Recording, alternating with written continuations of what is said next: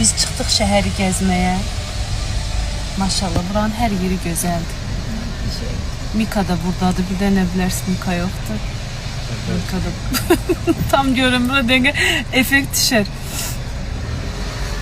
Mənim güzel padruşkam aparır mən gəzdirməyə. Lunacığım. Buradayım.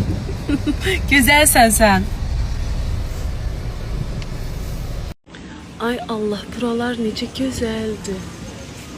Kislovodsk. Yağış yağır ama gəzə bilməyəcəyik Luna. Güzel kız, gəzə bilməyəcəyik, yağış yağır. Bak oradan Niye? Ay Mika, ne teşekkür edirlər. Yo. Hayatı buraya koymaram. Buran hakkı. Yok. Proqramsızsan, rahat ol. Ay Allah, qəşəngdir. Bir göz var. Bir tane o bizim bəxtimizdən hırlar darambuldan. Gelsinler mi? Sən bu cür bəxtin müğənnim var yanında, niyə elə deyirsən? Gelsin başkası yesin düşsün de. Deməli, hər yer necə istidir.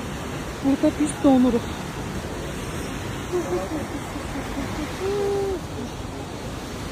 Aha, indi bura kim çıxacaq? Ben çıkarım kız. Aa! Vay.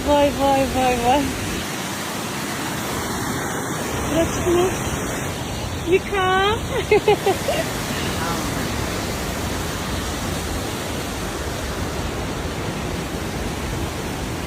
Ay Allah, yerləniriz də. Gülistan xanım, nuş olsun. Çok sağ ol. Ray restoranındayıq dostlar. Mən yemək paylaşmağı sevmirəm əslində. Amma burada bir dənə, nə dediniz bunun adına? Mehman müəllim, rulet, Abşeron kebabı. Benden geri çekildim. Hə, ev yox, yeyəndən sonra çəkdim. Dadına baxmadan çəkmək real deyil Gülistan xanım. Dadına baxıb indi çəkirik. Sabah bura kim gəlsə Ray restorana mütləq bundan sifariş verin. Çox dadlıdır, hə? İlk dəfə idi mən yedim, möhtəşəmdir. Bakı kebablarının gəlib burada dadına baxırıq, çox qəribədir. Sizlərim, mən artıq Kislovodskidəyəm. Sözü gedən Ray restoranındayım. 14'ünde hər birinizi gözləyirəm bu gözəl məkana. Güzel hanımımız Gülistan hanım da buradadır. Hoş gördük azizlerim. Sizin bu tecrübeyle hoşdur. Azizim Vefa'yla görüştük. Bugün çok güzel gün oldu ve 14'ü Çok güzel gün bir olacak. yerde çok güzel gün olacak. Vefa Hanım'ın konserti olacak burada. Elbette ki ben de iştirak edeceğim burada. Konaklarla bir yerde. İnşallah. Ve bizim için çok necə deyim, qürurludur, çok maraqlıdır, çok güzeldir ki ben Əziz Vapçıqam bugün buradadır, benimle beraberdir ve 14'ü konsertdə. İnşallah axşam Güzel olsun. olacak.